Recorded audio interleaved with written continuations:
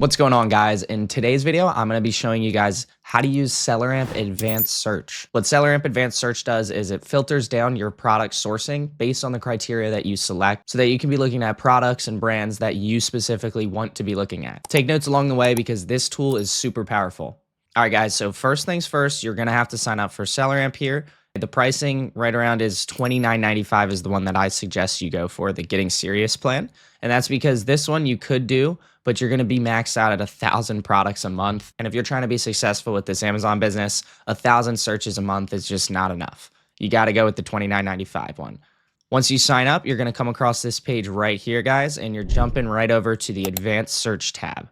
All right, and right away, you guys can see there's a ton of criteria that we can fill in based on exactly what we're looking for. With the SellerAmp Advanced Search, it's really nice because we can enter in the exact brand that we're looking for. So if you guys are aware of which brands you're ungated for, which ones you're approved for, then you can type in exactly that brand right there so you know you're looking at products that you're already approved to sell in. So first things first, the sales rank from 0 to 150,000 is pretty normal.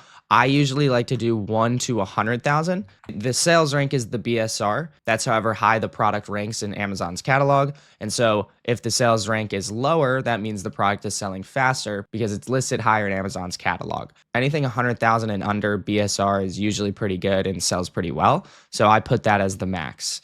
The package dimensions, that's if you're looking for items that are specifically lightweight. So if you wanted like 40-gram packages, something like that, you could do the minimum. I don't usually pick the max or the min for the weights of the product. If it is over 10 pounds, though, I'll usually stray away just because those FBA fees will get pretty expensive.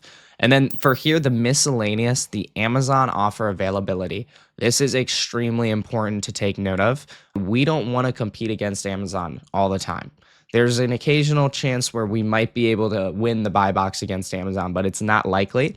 So especially as a beginner, you're just going to want to veer away from ever selling on a listing with Amazon. That way you can get some sales through the door. So make sure you have no Amazon offer exists checked, right? If you uncheck that, you're going to come up with products that have Amazon in the buy box or is there as a seller. We don't want to compete against Amazon. Right. And these are some other things you could uncheck. Amazon offer is a pre-order. We don't need to have this checked here because if we have no Amazon offer exists, Amazon's not going to be on the listing at all. So all of this can just stay off or on. It doesn't matter regardless. And then when it comes down to the rating of the product, I never really mess with this if I'm being honest. And so what's nice with SellerAmp Advanced Search, you can just come over here and exit that out. That's no longer a criteria that I need to source under, right? Same with the rating count.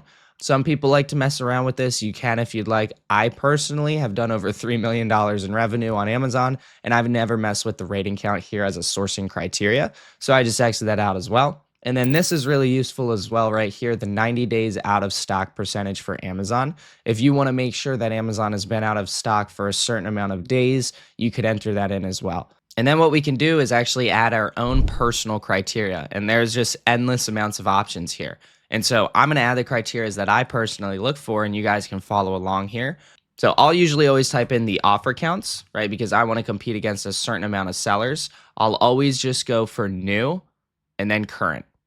And then from, I'll usually do at a minimum, we want to compete against at least 5 people because if it's at 1, we know we're competing against Amazon or the brand. If it's against 2 or 3, that's a little bit risky and we don't know if that brand's going to try to kick us off the listing. So I want at least 5 people on here and I don't want the listing to be too oversaturated. So at a maximum of about 90 people, I'd probably veer away from. If any of this feels confusing to you guys, I personally walk through all of my students this exact step, the sourcing, the finding products, all inside the inner circle. And if you guys wanted to know more about that, the link is below in the description. So that's what I'll do for the offer count. And then I'll go into the search criteria and add another one.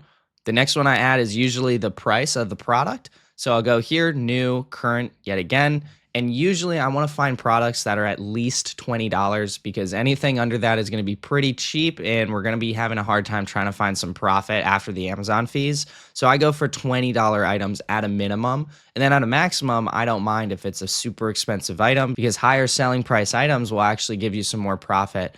And for the max, I don't actually put a max because I don't mind however expensive the product can sell for. If it sells for more, we can squeeze more profit out of it. So I'll do minimum of 20, maximum, leave that blank. So another cool thing that SellerAmp Advanced Search has is here in the product, you could add something in the title. So let's say you're looking for specific spices, specific sizes of an item. You could type in large, and now you're only looking at items that are large, right? That have large in the title. So clothing items, things like that. If you're looking at grocery items, you could do 5 ounce, right? If you're looking for specific items or seasonings or something of that weight, something that has this title in it, this is a nice feature that you could use here. So once you fill in everything, all you have to do is come down here and press run. And what it's done is now pull up all the products based on the criteria that we just entered together above, right? So we've got hundreds of pages that we can flip through to actually see all of these products. And as another example, like I said earlier, let's say we were ungated in a brand, right? Because I see a lot of Apple, I see a lot of products that maybe we can't sell here. So we want to look for a specific brand.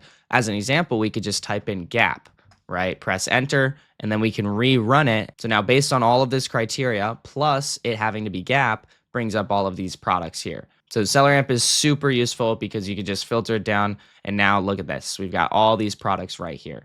Another super useful feature that Advanced Search has is using it to reverse source, looking through other storefronts. So as an example, let's just take Little Red Owl here. He's a seller. We just go jump into him, and you can see right here the seller ID is listed. So we can copy his seller ID, and right here in Advanced Search, there's another tab under Storefront. So if we jump over to the Storefront section, we can enter in that seller ID specifically, and then we can filter down what he's selling based on our own specific criteria as well. So that Storefront Little Red Owl we just took, these are all the products he's selling. So now if I want to look for a specific product or specific types of products that he's selling, I could just add search criteria here. So I've just filled in some criteria here based on the seller ID. We just press run, and now we can see all the products that he's actually selling based on our criteria. So it really helps you reverse source other sellers, and it helps you just filter down all the products you're looking for. So I hope you guys found this video helpful, and if you don't have SellerAmp yet, it's definitely a tool you're going to want to go and get. I appreciate you guys watching this video, and I'm going to see you all in the next one.